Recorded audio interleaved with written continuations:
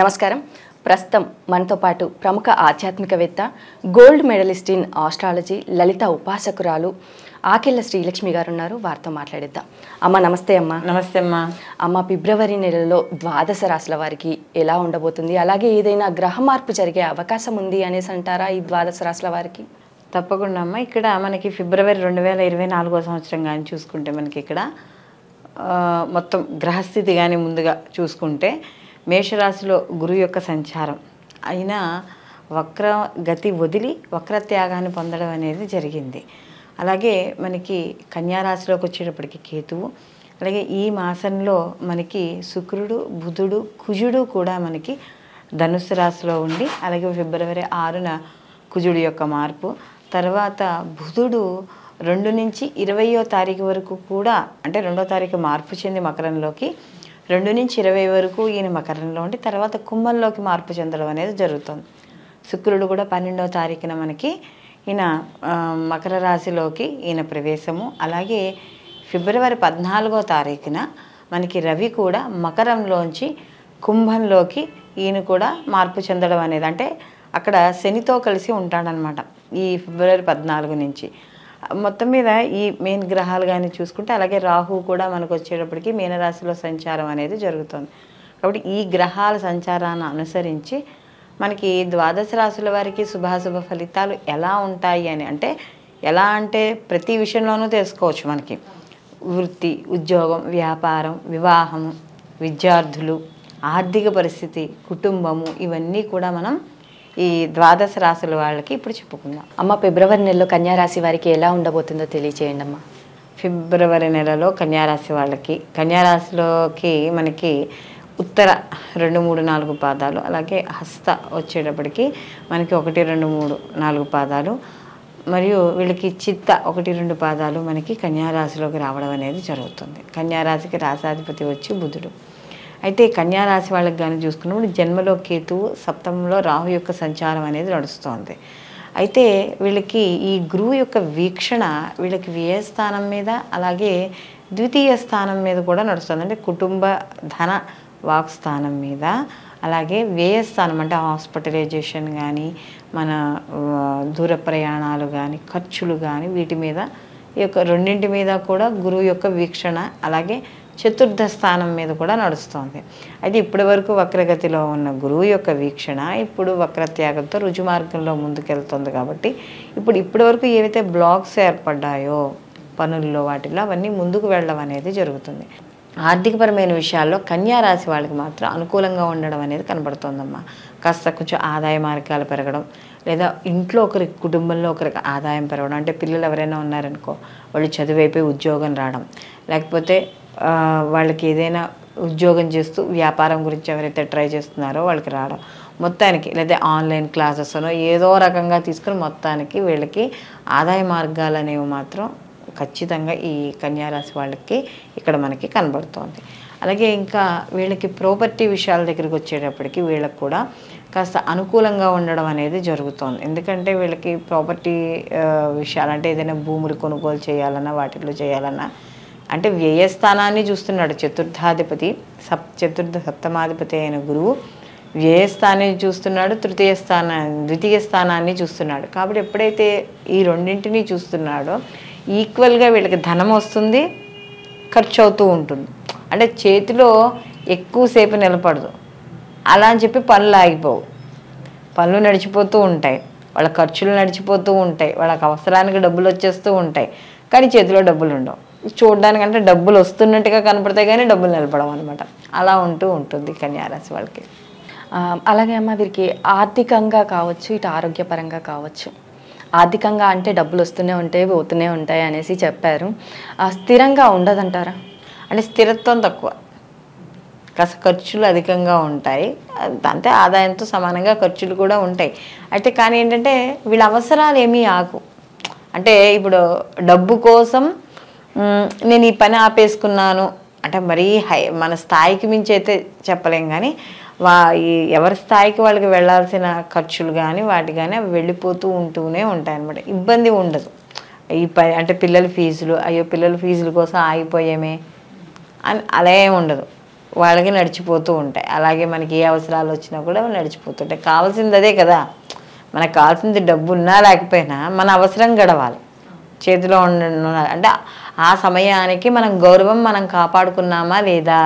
కాబట్టి చూడండి, ఆ మనిషి అబ్బా దేవుడి రూపంలో వచ్చారండి అంటూ ఉంటాం మనం ఎవరికైనా చెప్పాడు. కాబట్టి అవసరానికి ఎవరో ఒకళ్ళు దైవ రూపంలో వచ్చి ఆదుకుని వెళ్ళిపోతూ ఉంటూ ఉంటారనమాట. కాబట్టి ఇబ్బంది ఏమీ లేదమ్మా. మరి అలాగే వీరికి కుటుంబ పరంగా ఎలా ఉందమ్మా?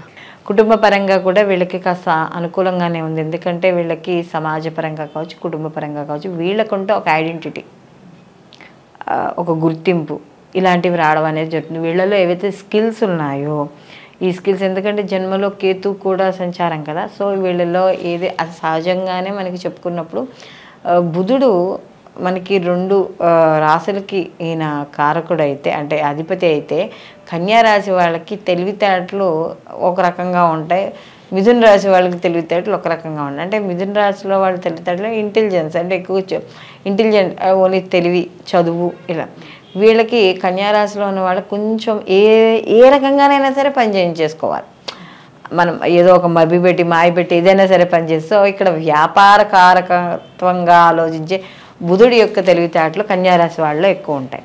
కాబట్టి ఏం చేస్తారంటే తమ్మిని బిమ్మి చేసైనా సరే పని చేసేసుకోవడం అనేది ఉంటుంది అనమాట. అంటే కష్టపడతారు, దాంతోపాటుగా కష్టపడడం కూడా ఉండడం అనేది జరుగుతుంది. ముఖ్యంగా జాబ్ విషయాలు, బిజినెస్లు ఇవి ఏవైతే ఉన్నాయో వాటిల్లో కొంచెం పోటీతత్వం, కాంపిటీషన్ అనేది ఎక్కువగా ఉంటుంది. ఒక్కోసారి మధ్య మధ్యలో కాంపిటీషన్ చూసో లేకపోతే ఇవి చూసి అబ్బా ఈ పని మధ్యలో ఆపేసుకుందామా అనే ఒక చంచల బుద్ధి అంటాం కదా, అలాంటిది వస్తూ ఉంటుంది మధ్య మధ్యలో.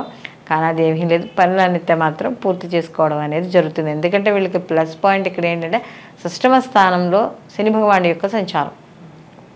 ఎప్పుడైతే షష్టమ స్థానంలో శని నడుస్తున్నాడో వీళ్ళు ఆర్థికంగాను అలాగే రోగపరంగా అంటే ఆరోగ్యపరంగా కూడా వీళ్ళకి అనుకూలంగా ఉండడం అనేది జరుగుతుంది. గత కొంతకాలంగా ఆరోగ్య సమస్యలతో ఎవరైతే ఇబ్బంది పడుతున్నారో ఆరోగ్య సమస్యల నుండి బయటపడతారు.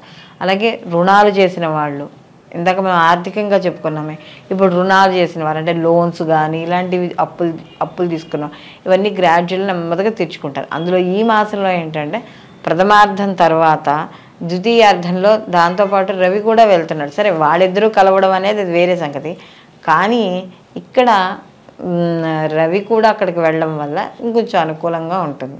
అలాగే చతుర్థాధిపతి అయిన గురువు కూడా వీళ్ళకి ఇక్కడ ఉండడం వల్ల ప్రాపర్టీలు కొనాలి, అమ్ముకోవాలి అనుకున్న వాళ్ళు కూడా ఈ మాసం కాస్త అనుకూలంగా ఉంటుంది. అలాగే విద్యార్థులకు కావచ్చు, వ్యాపార ప్రాపర్టీ కానీ అంటే వ్యవసాయదారులు కానీ, రియల్ ఎస్టేట్ కానీ ఇలాంటి వాళ్ళందరికీ కూడా ఈ మాసం అనుకూలంగా ఉంటుందనే చెప్పవచ్చు. విద్యార్థులకు కూడా మంచి ఉత్తీర్ణత సాధించడం, వాళ్ళకి సంబంధించిన కోర్సుల్లో జాయిన్ అవ్వడం ఇలాంటివి కూడా జరుగుతూ ఉంటాయమ్మా. మరి రాజకీయ నాయకులకు ఎలా ఉంది? రాజకీయ నాయకులకు కూడా ద్వితీయార్థం అనుకూలంగా ఉంటుంది. అయితే అది కూడా అదే, ఇక్కడ శనితో కలిసి ఉన్నాడు కాబట్టి తప్పనిసరిగా ఇక్కడ ప్రెషర్ అనేది ఉంటుంది, లేకుండా ఉండదు. అంటే వెళితే రాజదర్శనం అవుతుంది. రాజదర్శనం మీన్స్ అంటే మనకి ఎవరైతే గవర్నమెంట్లో పెద్దవాళ్ళు ఉన్నారో అలా అవుతాయి, దర్శనాలు అవుతాయి, మాట్లాడతారు. కొద్దిగా టెన్షన్తో కూడుకున్న వాతావరణంతో కూడిన రిజల్ట్ అనేవి వస్తాయన్నమాట. అంటే చూడండి, ఏదో మన దానంటారే ఈ ఫలితాలు చూసినట్టుగా మనం అబ్బాయి ఎన్ని ఓట్లు వస్తాయి ఏంటి అని మనం చూస్తూ ఉంటామే, అలాగా అవుతుందా పని, అవుతుందా అవుదా పని అవుతుందా అంటే టెన్షన్తో కూడుకున్న పని మాత్రం వీళ్ళకి రాజకీయ రంగాల్లో ఉన్న వాళ్ళకి తప్పనిసరిగా వాళ్ళు అనుకున్న పనులు ముందుకు వెళ్ళడం అనేది మాత్రం ఈ ఫిబ్రవరి మాసంలో జరుగుతుందమ్మా. అలాగే వివాహ ప్రయత్నాలు చేసేవారికి ఎలా ఉంది? వివాహ ప్రయత్నాలు అంటే ఇప్పుడు ఈ కుజుడు, అలాగే వీళ్ళకి కుజుడు యొక్క ప్రభావము, మరియు నెక్స్ట్ వచ్చేటప్పటికి ప్రేమ వ్యవహారాలకు సంబంధించి ఇవన్నీ కూడా కొద్దిగా ఆలస్యమయ్యే అవకాశం అనేది కనబడుతోంది.